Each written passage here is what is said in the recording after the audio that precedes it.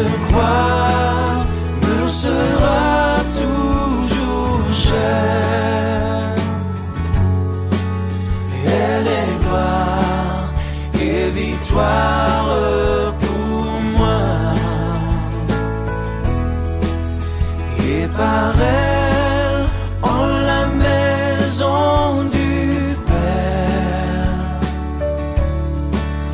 la couronne est offerte à ma foi.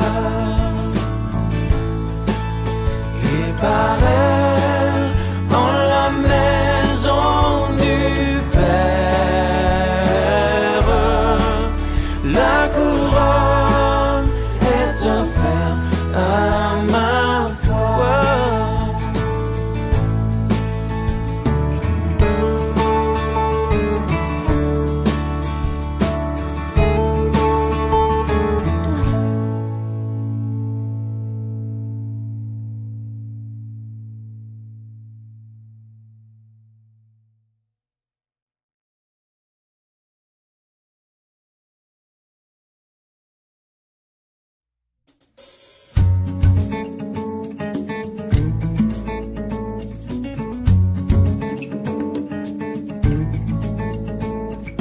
Torrent d'amour et de grâce, amour du Sauveur en croix, à ce grand fleuve qui passe, je m'abandonne et je crois. Ah, que partout se répand ce fleuve à la grande voix, que tout l'univers entende l'appel qui vient de la croix. Je crois à ton sacrifice, ô Jésus, agneau de Dieu, et couvert par ta justice, j'entrerai dans le saint lieu.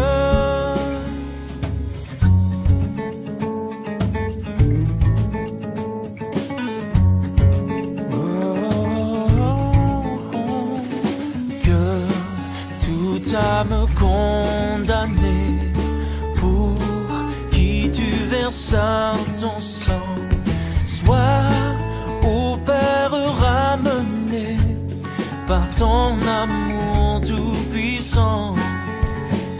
Oui, je crois à ton sacrifice, ô Jésus, agneau de Dieu, et couvert par ta justice, j'entrerai dans le saint lieu.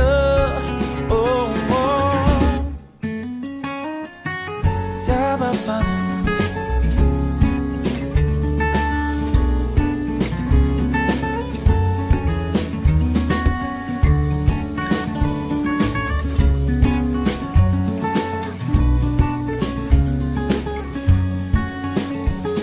Oui, je crois à ton sacrifice, oh Jésus, agneau de Dieu, et couvert par ta justice, j'entrerai dans le saint lieu. Oh, yeah.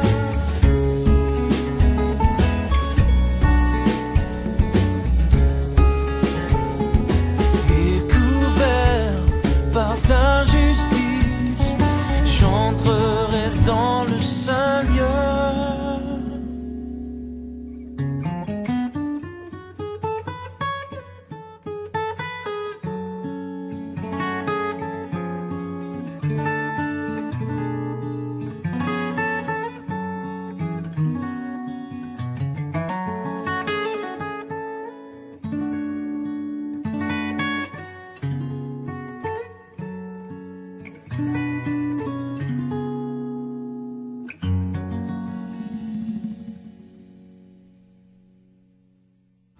Le message que j'ai prêché mardi, pour les personnes qui étaient là,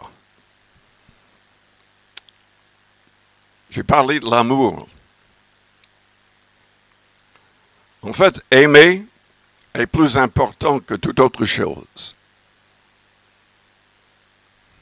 Jésus-Christ a dit, par ceci, tous connaîtront que vous êtes mes disciples si vous avez de l'amour les uns pour les autres.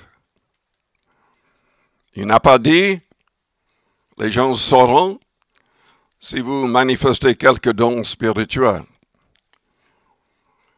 Il n'a pas dit que les gens sauraient si on se donnait quelques titres de ministère. L'amour est plus important que tous les dons de l'esprit. Plus important que tous les ministères, parce que les ministères et les dons ne valent rien si on n'est pas animé pleinement par l'amour de Dieu.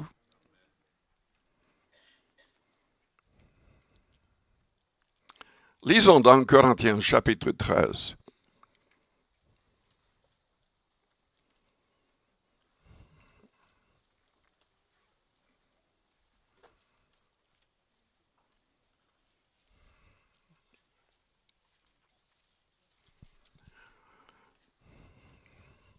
Jésus-Christ a manifesté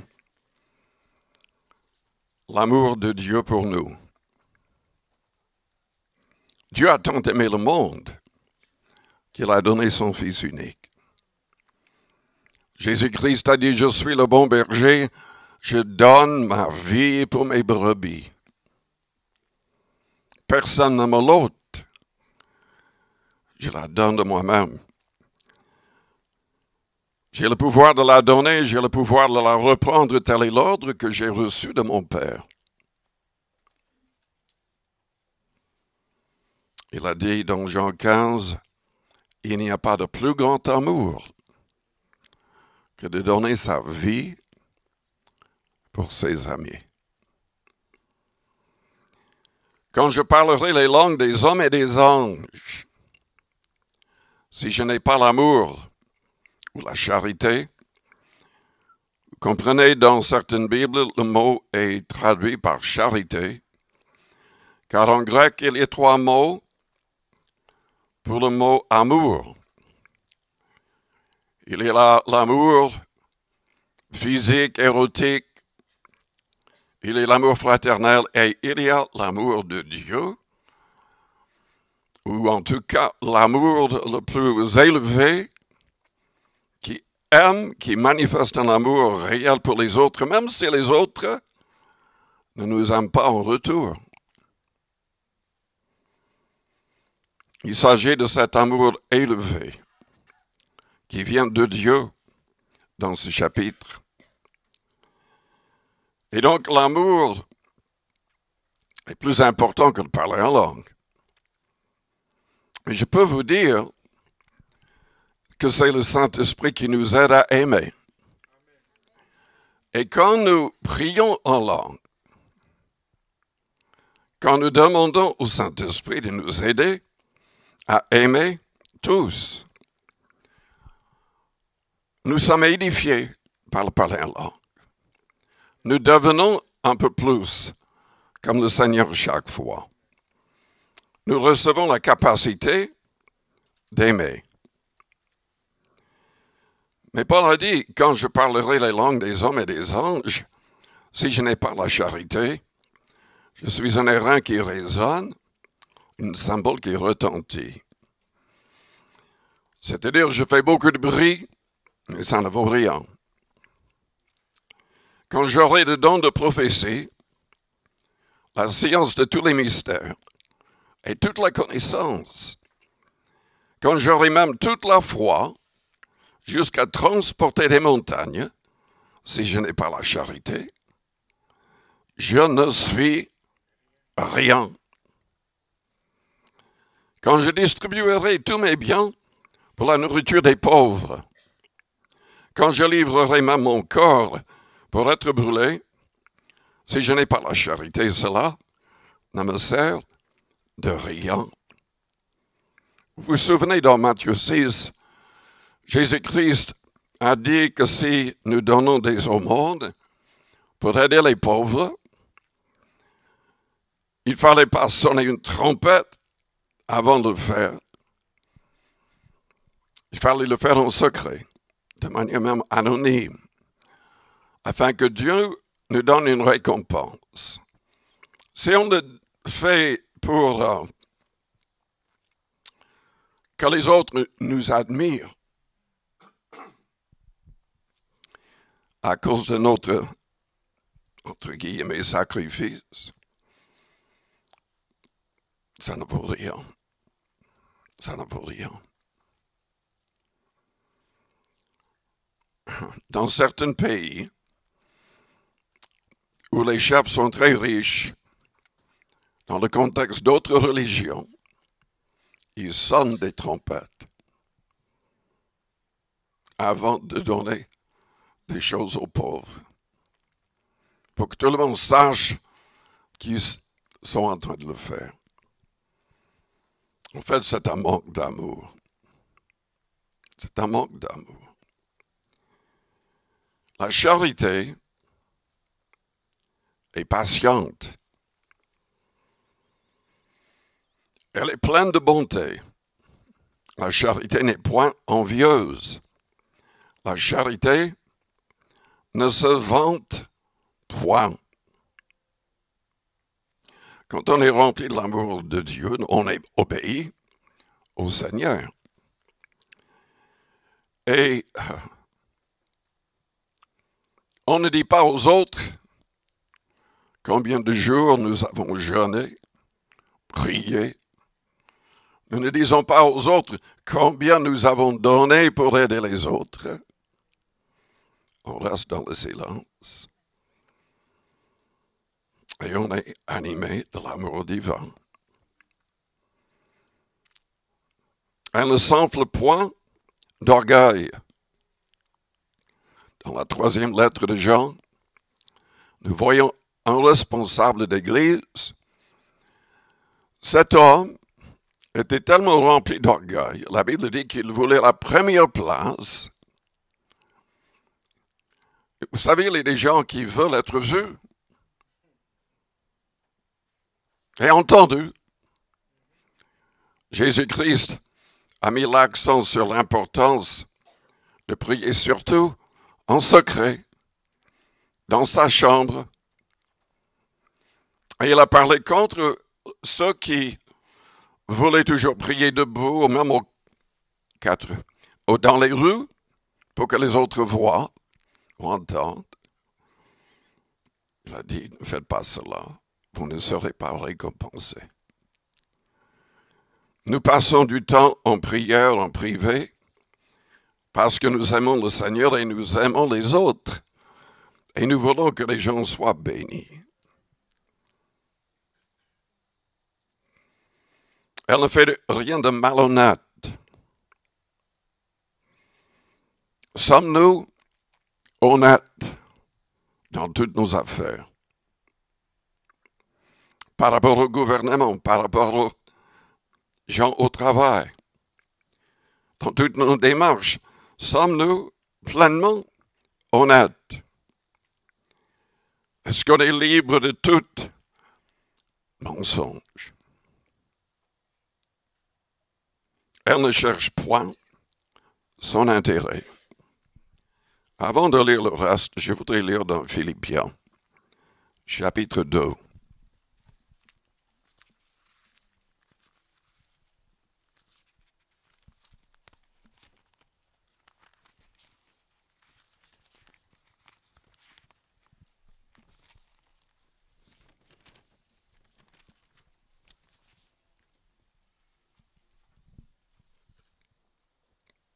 Philippiens 2, à partir du verset 1er. C'est donc qu'il y a quelque consolation en Christ, s'il y a quelque soulagement dans la charité, s'il y a quelque union d'esprit, s'il y a quelque compassion et quelque miséricorde, rendez ma joie parfaite, ayant un même sentiment, un même amour, une même âme, une même pensée. Ne faites rien par esprit de parti ou par vaine gloire, mais que l'humilité vous fasse regarder les autres comme étant au-dessus de vous-même.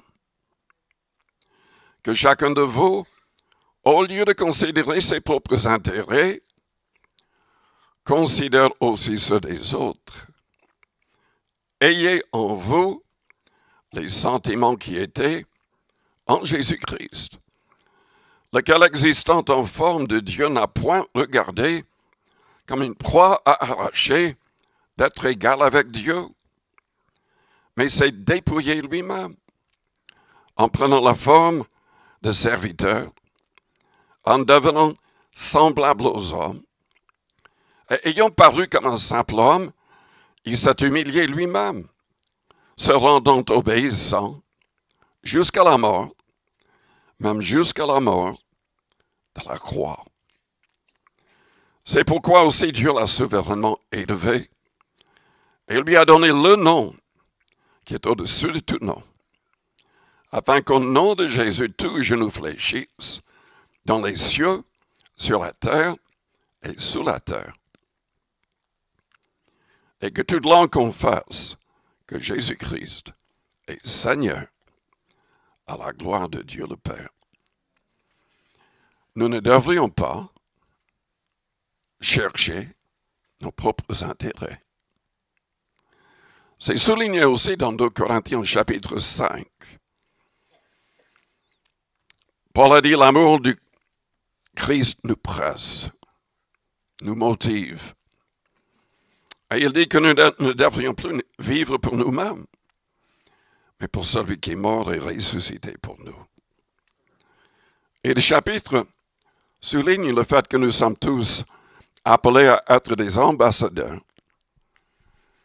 ayant le ministère de la réconciliation, annonçant au monde que tous doivent se repentir pour être réconciliés avec Dieu le Père, croyant en Jésus-Christ, qui est le seul vrai sauveur. La charité ne cherche point son intérêt. Elle ne s'irrite point. Peut-être que je devrais revenir à ce point-là. Elle ne cherche point son intérêt. En fait, la Bible dit dans Romains 5, au verset 5 ou 6, l'amour de Dieu est répandu dans nos cœurs par le Saint-Esprit qui nous a été donné. C'est le Saint-Esprit qui nous remplisse de l'amour de Dieu. Mais il y a une manière de bloquer cet amour, de ne pas être rempli par le Saint-Esprit. C'est le fait d'avoir une mentalité mondaine. Selon 1 Jean chapitre 2 verset 15, Jean dit, n'aimez point le monde, ni les choses qui sont dans le monde. Il parle de la convoitise des yeux, de la convoitise de la chair et l'orgueil de la vie. Et il dit que si quelqu'un aime le monde, l'amour du Père n'est point en lui. Les gens qui sont attirés par les choses du monde, qui ne décident pas fermement dans leur cœur de ne pas se laisser attirer par les choses du monde, va être béni. Celui qui est ferme, il aura l'amour de Dieu. Mais nous ne l'aurons pas si nos cœurs sont remplis avec ses désirs mondains.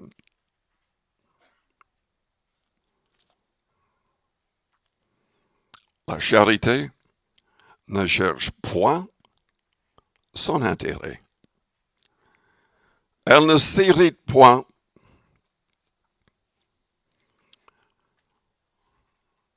Vous n'avez jamais ce problème, n'est-ce pas?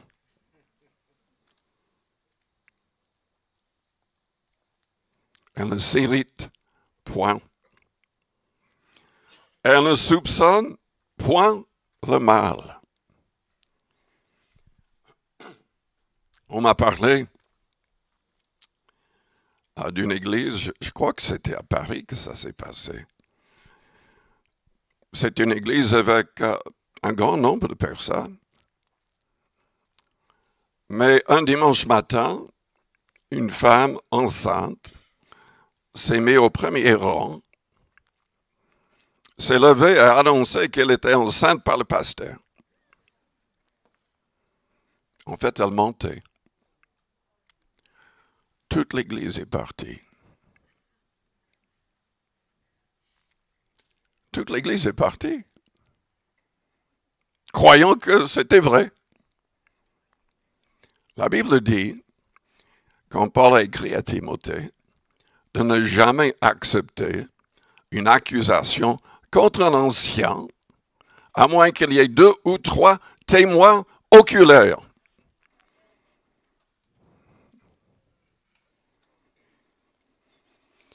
La charité ne soupçonne point le mal.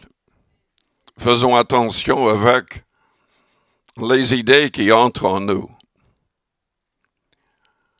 Parce que le diable plante toutes sortes de suspicions. C'est ce que nous voyons dans l'histoire de Job. Ses amis qui étaient en apparence très spirituels, enfin, quand ils ont vu Job, il était méconnaissable.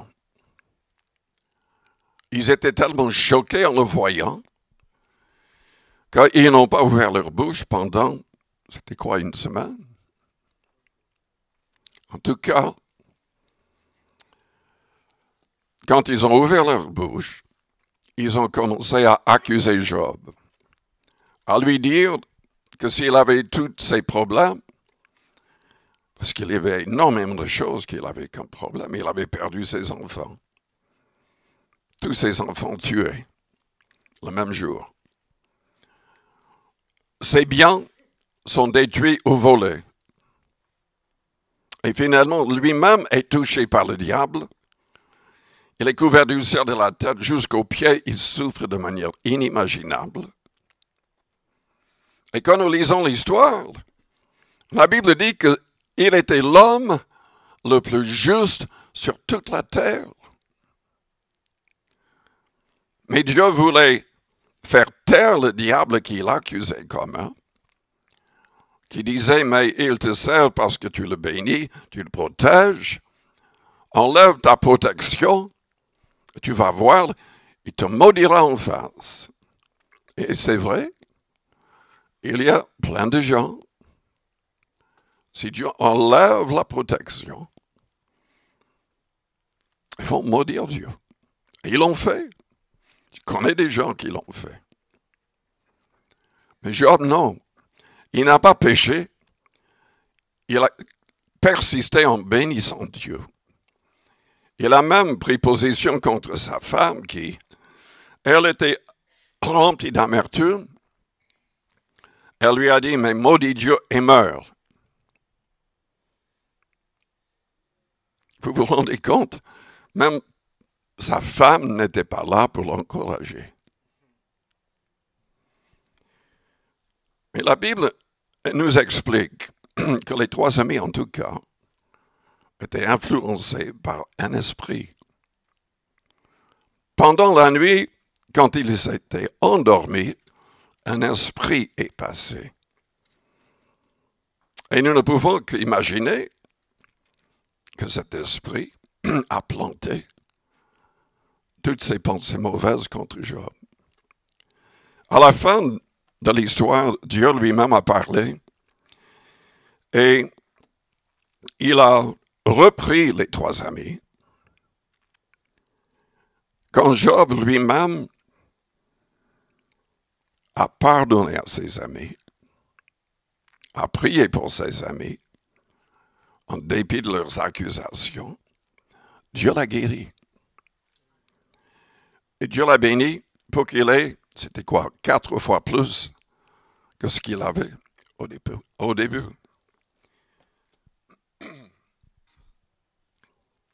La charité ne soupçonne point le mal. C'est très, très rare que le Saint-Esprit révèle des choses dans la vie des autres. Paul nous dit de nous occuper de nos propres affaires et non pas des affaires des autres. La charité ne soupçonne point le mal. Elle ne se réjouit point de l'injustice, mais elle se réjouit de la vérité. Elle excuse tout, elle croit tout, elle espère tout, elle supporte tout. La charité ne périt jamais.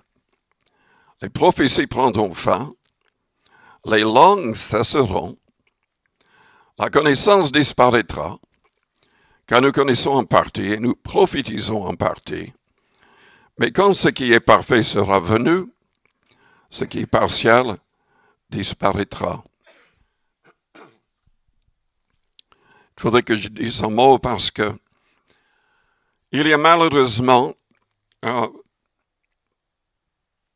trop de chrétiens, trop d'églises, trop de pasteurs qui n'ont pas fait l'expérience de la Pentecôte. Et au lieu de chercher ces dons, ce don, ils parlent contre. Ils utilisent parfois ce passage pour dire, mais les langues n'existent plus. Le parler en langue, aujourd'hui, ce n'est pas le vrai parler en langue. Parce que la Bible dit que les langues vont cesser. Ce passage dit aussi que les prophéties vont disparaître. Quand ce qui est parfait sera venu. Et donc certains croient que quand le Nouveau Testament a été terminé, il n'y avait plus de manifestation des dons. Mais quand on lit plus loin, on se rend compte que le passage ne parlait pas de la Bible.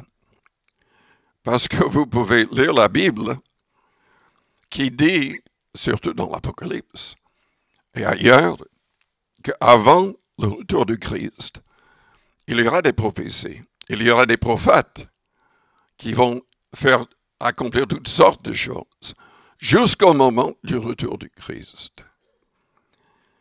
Donc, ni le parler en langue, ni les prophéties vont disparaître avant ce moment-là. Au verset 12, il a dit, aujourd'hui, nous voyons au moyen d'un miroir, d'une manière obscure, mais alors, nous verrons face à face. Aujourd'hui, je connais en partie, mais alors, je connaîtrai comme j'ai été connu. Maintenant donc, ces trois choses demeurent la foi, l'espérance, la charité. Mais la plus grande de ces choses, c'est la charité. Dieu nous aime.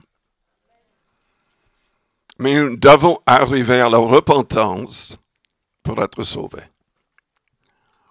Il a mis tout en œuvre pour que nous ayons la capacité, la puissance de nous repentir réellement et pleinement. Il veut que nous soyons délivrés de tout péché.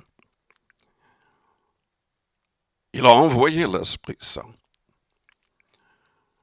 Il a préservé la parole de Dieu, protégé cette parole pour que nous l'ayons.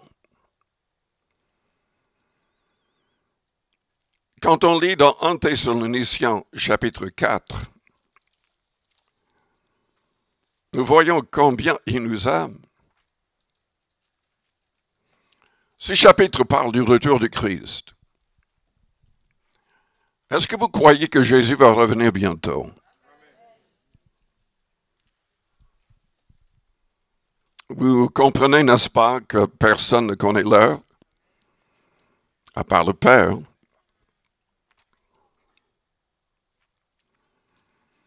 Beaucoup de gens se disputent, croyant qu'ils comprennent tout. Certains insistent que nous allons être enlevés pour rencontrer le Seigneur dans les airs avant les 7 années de tribulation. Il y a même des Bibles qui, dans les marges, ont mis cela. Il y a d'autres qui sont convaincus que nous serons enlevés au milieu de ces 7 années de tribulation. Il y a d'autres encore qui croient que ça va être à la fin. Dans l'Apocalypse, nous voyons la première résurrection mentionnée. La première résurrection, c'est l'enlèvement de l'Église.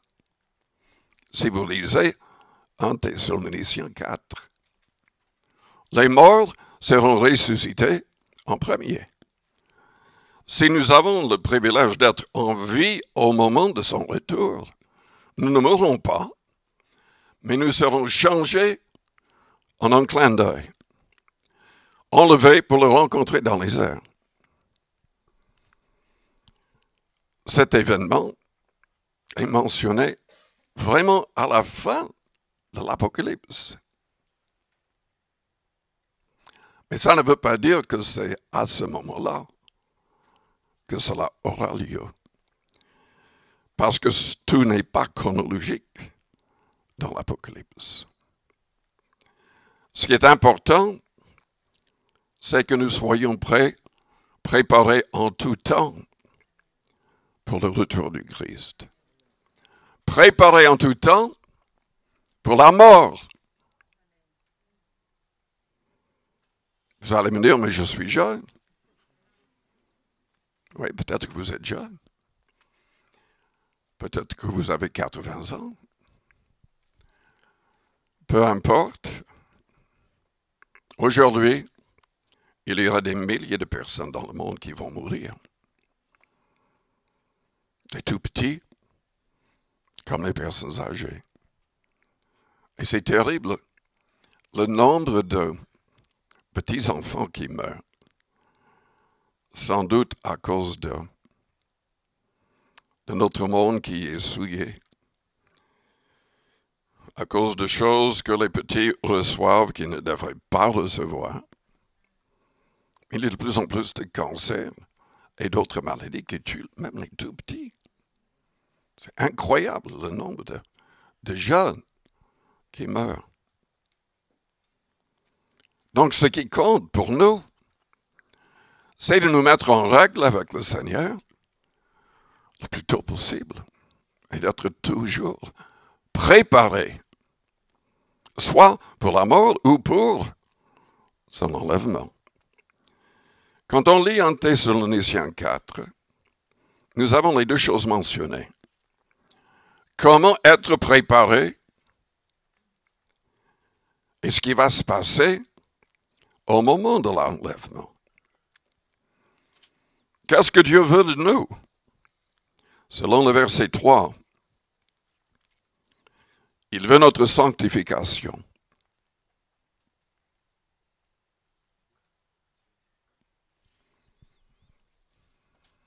Est-ce que vous êtes sanctifiés? Mis à part du péché, mis à part des choses inutiles, afin d'accomplir la volonté de Dieu. C'est l'idée de ce mot.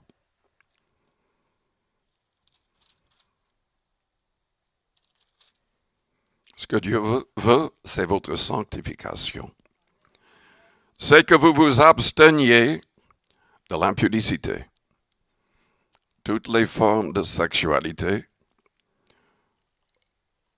en dehors d'un contexte de mariage légal.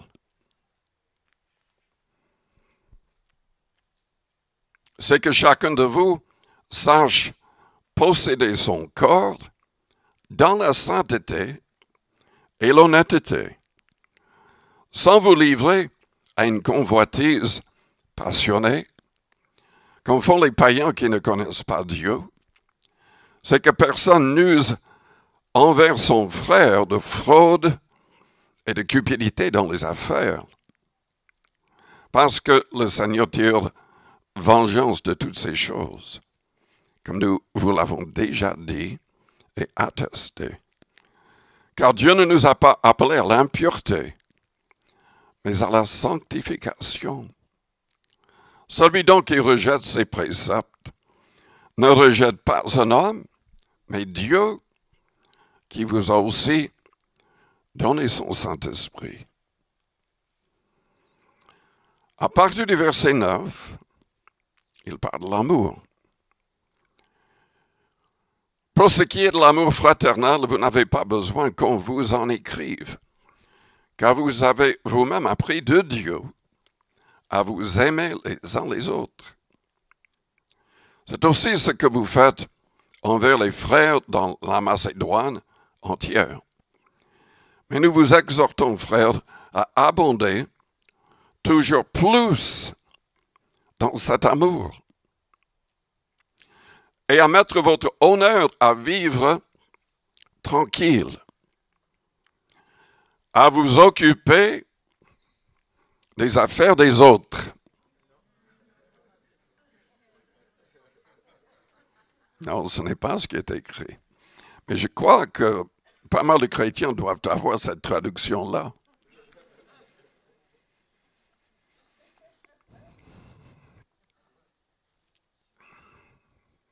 Abondez toujours plus dans cet amour. Occupez-vous de vos propres affaires. Et à travers de vos mains, comme nous vous l'avons recommandé, en sorte que vous vous conduisiez honnêtement envers ceux du dehors et que vous n'ayez besoin de personne. Que vous n'ayez besoin de personne. Ensuite, il est question de la première résurrection et de l'enlèvement de l'Église. Tout ce que je viens de lire doit être une réalité dans nos vies pour que nous soyons préparés. Ce qui est magnifique avec le retour du Christ et l'enlèvement de l'Église, c'est que si nous sommes enlevés pour le rencontrer dans les airs, nous serons toujours avec le Seigneur. Toujours avec le Seigneur. Tout simplement parce qu'il nous aime. Parce qu'il nous aime. Il ne veut plus être séparé d'avec ceux qui croient.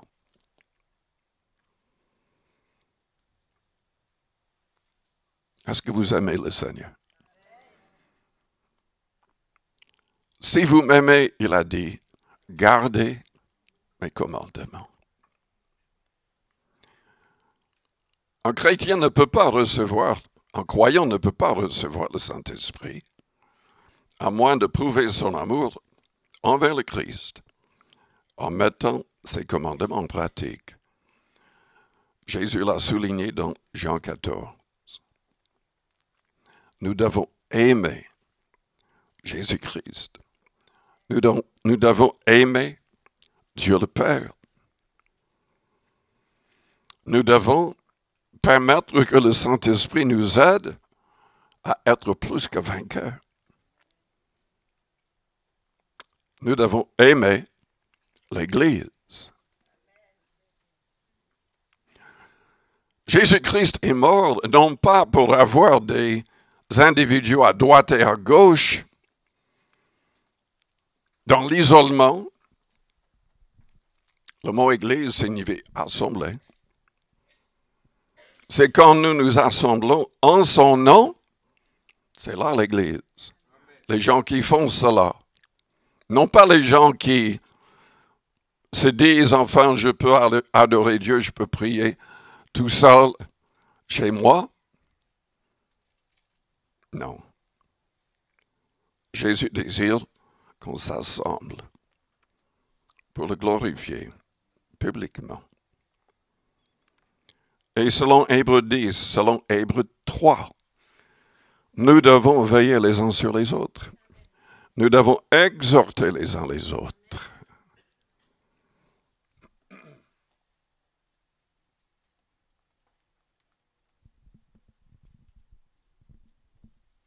Nous devons aimer nos familles, les membres de nos familles.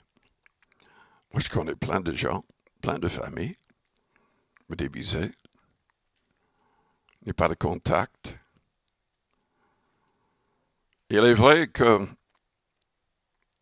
Jésus a dit qu'on aurait souvent des ennemis dans nos propres maisons. Il a dit que dans les derniers temps, les parents seraient livrés par les enfants aux autorités. Il y aurait beaucoup de haine, même parmi les gens, se disant chrétiens. Il a dit qu'il y aurait de la haine chez certains contre les autres. Parce que l'iniquité se sera accrue. Parce que le prince de la puissance de l'air va agir. Et il est en train d'agir pleinement. Combien nous avons besoin que le Saint-Esprit nous aide à aimer.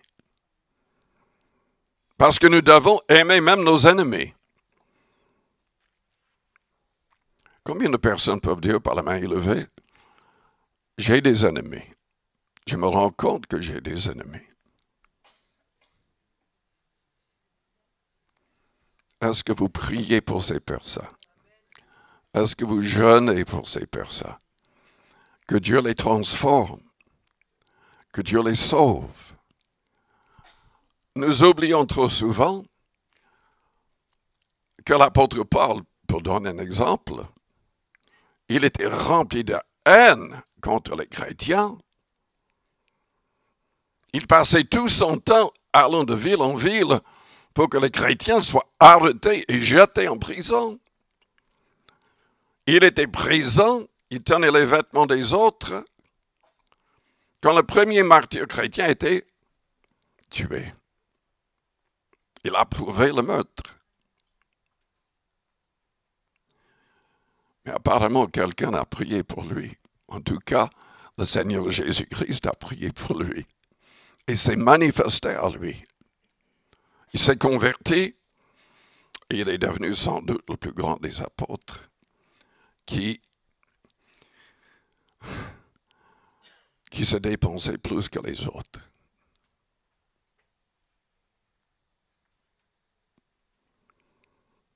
Vous savez, ce n'est pas facile d'aimer un ennemi.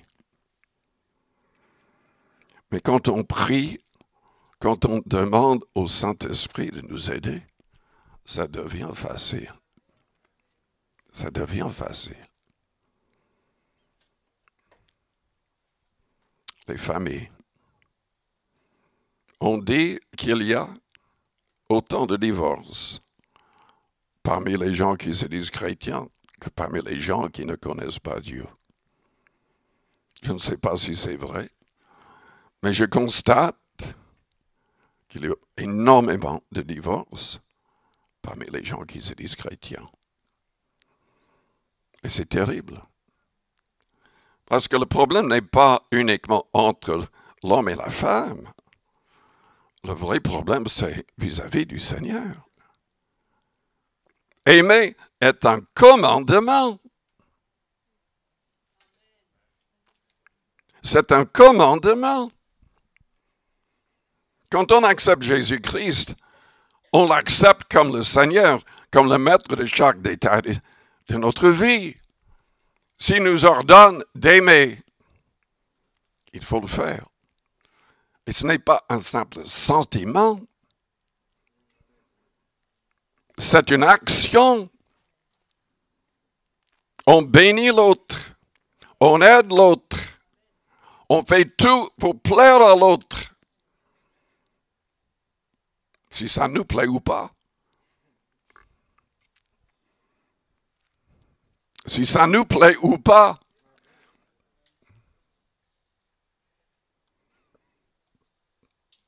Vous savez, la Bible dit deux choses. aimez-vous les uns les autres, mais le mot est utilisé aussi de supporter.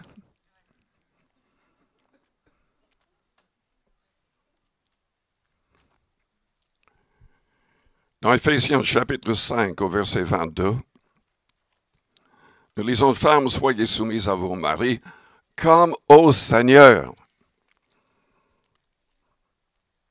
Si c'est difficile, il faut changer de mentalité. Croyant que vraiment, peut-être que vous ne voulez pas du tout le faire, mais il faut changer de mentalité. On le fait pour le Seigneur. Comme si c'était le Seigneur qui le demandait.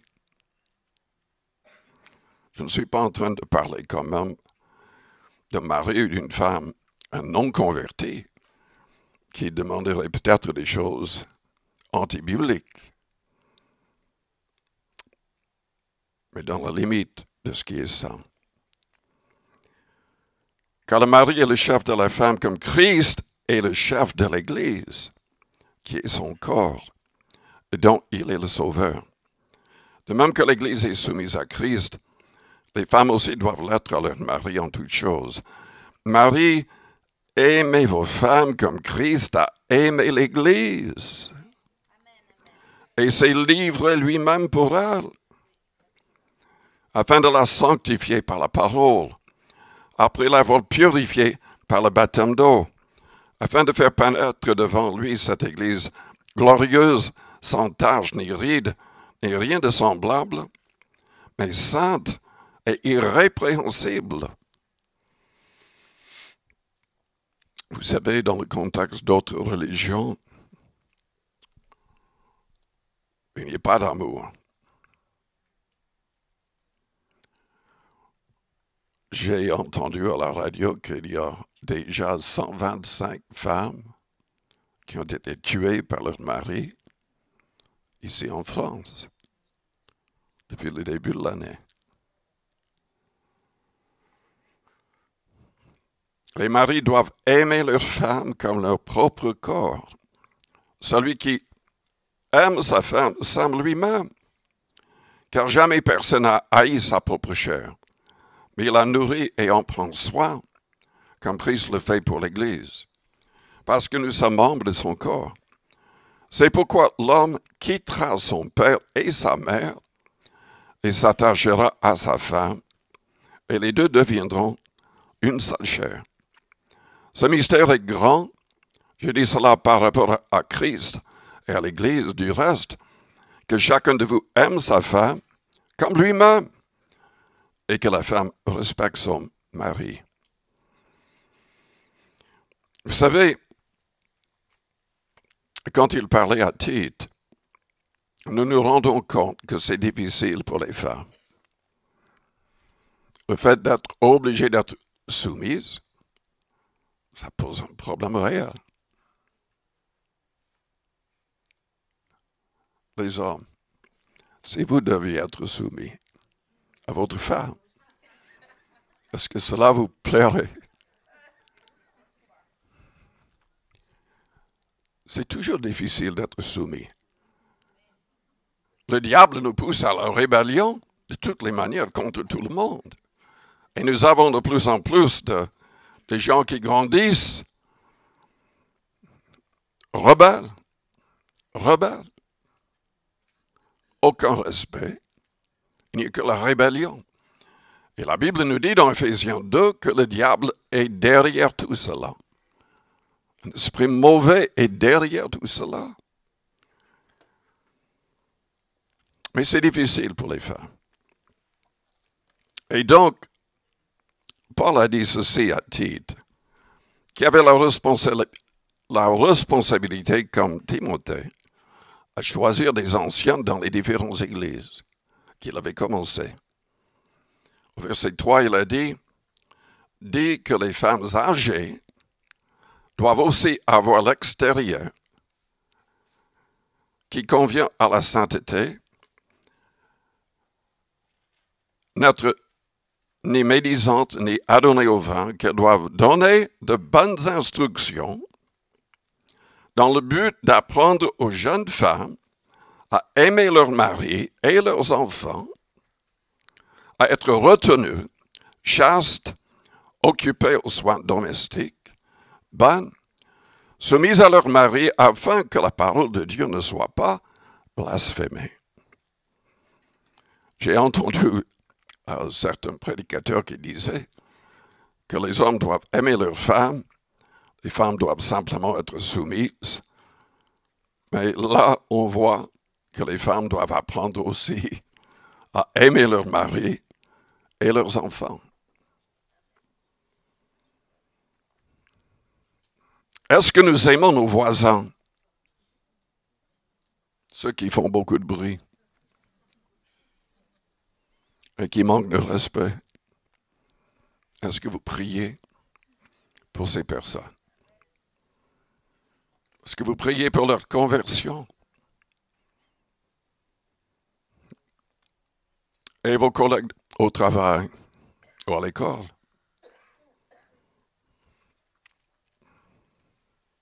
Ceux qui sont difficiles, est-ce que vous les aimez? Est-ce que vous priez pour eux?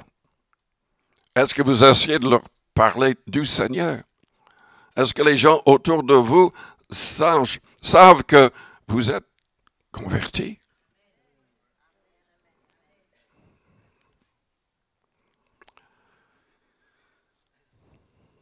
Jésus a dit dans Matthieu 5, au verset 43, « Vous avez appris qu'il a été dit, tu aimeras ton prochain et tu haïras ton ennemi. »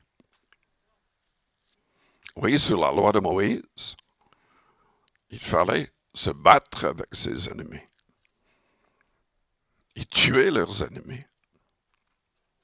Même quand il y avait des accidents, ce qui a causé la mort, cette personne devait fuir immédiatement et se réfugier dans une des villes de refuge.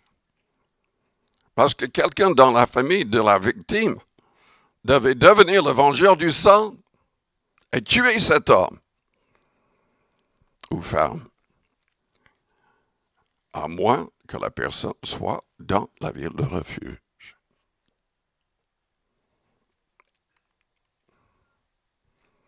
Vous avez appris qu'il a été dit, tu aimeras ton prochain, tu haïras ton ennemi. Mais moi, je vous dis, aimez vos ennemis. Bénissez ceux qui vous maudissent. Faites du bien à ceux qui vous haïssent. Et priez pour ceux qui vous maltraitent et qui vous persécutent. Afin que vous soyez fils de votre Père qui est dans les cieux. Car il fait lever son soleil sur les méchants et sur les bons. Il fait pleuvoir sur les justes et sur les injustes. Si vous aimez ceux qui vous aiment, quelle récompense méritez-vous? Les publicains aussi n'agissent-ils pas de même? Et si vous saluez seulement vos frères, que faites-vous d'extraordinaire? Les païens aussi n'agissent-ils pas de même? Soyez donc parfaits. Soyez donc parfaits, comme votre Père céleste est parfait. Il n'y a que le Saint-Esprit qui peut vraiment nous aider à être plus que vainqueurs. Le Saint-Esprit a aidé le Christ sur la croix. Il a prié pour ceux qui le mettaient à mort. Père, pardonne, car ils ne savent ce qu'ils font. Dans Acte 7, Étienne, rempli du Saint-Esprit, en train d'être mis à mort, prie de la même manière que Dieu pardonne. Le Saint-Esprit peut changer toute notre nature. Et il faut qu'on accepte qu'il change notre nature. Je me rappelle, aux États-Unis, quand on parlait de cela, certains disaient, mais moi je suis irlandais, je me mets en colère facilement. Dieu exige que nous acceptions qu'il change notre nature. Vous savez, j'ai commencé dans le ministère avec un homme, un pasteur qui il ne voulait jamais recevoir un salaire de l'Église. Il a toujours travaillé de ses mains et il a payé même pour la construction d'églises, de bâtiments. J'ai travaillé avec lui quand j'étais ado, mon frère aussi. Et il a engagé, il a employé toutes sortes de personnes, amis et à plein temps, de tous les milieux. Mais il voulait surtout les hommes durs, non convertis, qui avaient des problèmes de tempérament, des problèmes avec la loi. Donc, j'ai vu un peu de tout. Je n'oublierai jamais comment certains d'entre eux se sont mis en colère, ont cassé des choses, se sont engagés dans des luttes entre eux. Mais Dieu a agi, a changé leur cœur et leur vie. Et ils sont doux comme des agneaux aujourd'hui. Doux comme des agneaux.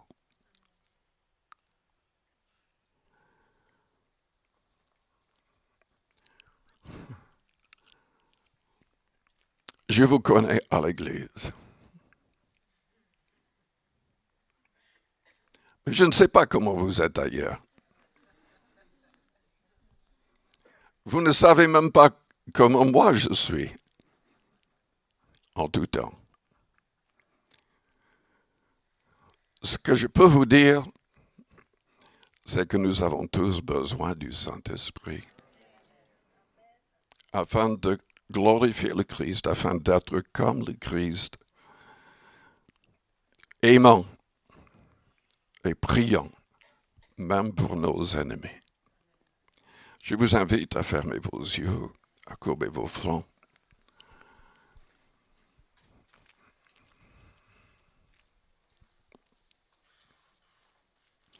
Combien de personnes diraient par la main élevée, priez pour moi? Je désire être un vrai disciple du Christ. Je désire le glorifier. Je veux qu'il change entièrement ma nature et qu'il me donne la capacité d'aimer en tout temps. La capacité d'aimer et d'agir et de réagir comme lui le ferait à ma place. Faites-moi signe en élevant votre main. Élevez votre main vers le Seigneur, en fait, et demandez dans votre cœur qu'il agisse. Père Céleste, notre confiance est dans le nom de Jésus-Christ, dans le sacrifice de Jésus-Christ, dans le sang de Jésus-Christ, dans l'Esprit qui nous a été envoyé quand il est monté en gloire. Nous ne pouvons rien faire sans toi, Seigneur. Nous demandons, purifie nos cœurs, change-nous entièrement. Aide-nous à être remplis de ton amour pour que le monde entier voie que nous sommes véritablement tes disciples, Seigneur Jésus.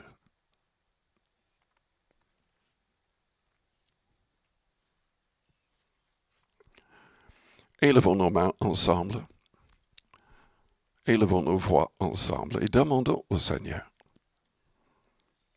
de nous aider.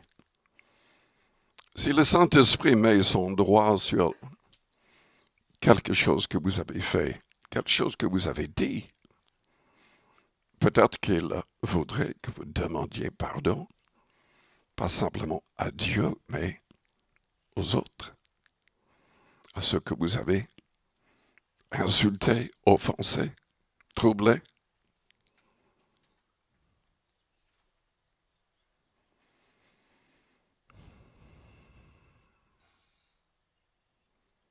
Élevons nos mains et élevons nos voix et adorons le Seigneur. Demandons que le Saint-Esprit agisse en nous, que nous soyons édifiés, transformés, façonnés dans l'image de Jésus-Christ. Je vous invite à vous lever. Si vous voudriez la prière avec l'imposition des mains, venez vers le devant.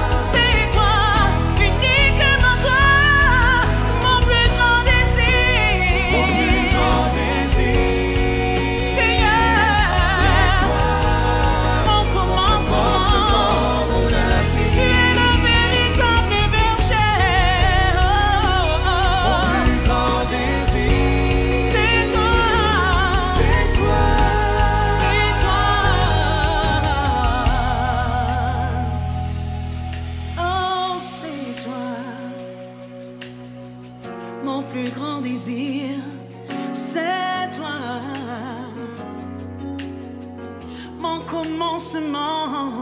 C'est toi, mon plus grand désir. Tu es mon berger, mon bouclier. Tu es ma joie, tu es ma paix, tu es la sagesse. Tu es tout ce qui est bon, tout ce qui est grand, tout ce qui est. Oh, c'est toi. Tu es le vrai berger. Tu trayes un chemin, tu traces un chemin, tu éclaires nos pas, tu nous conduis vers toi. Tu es le bon berger, l'admirable conseiller.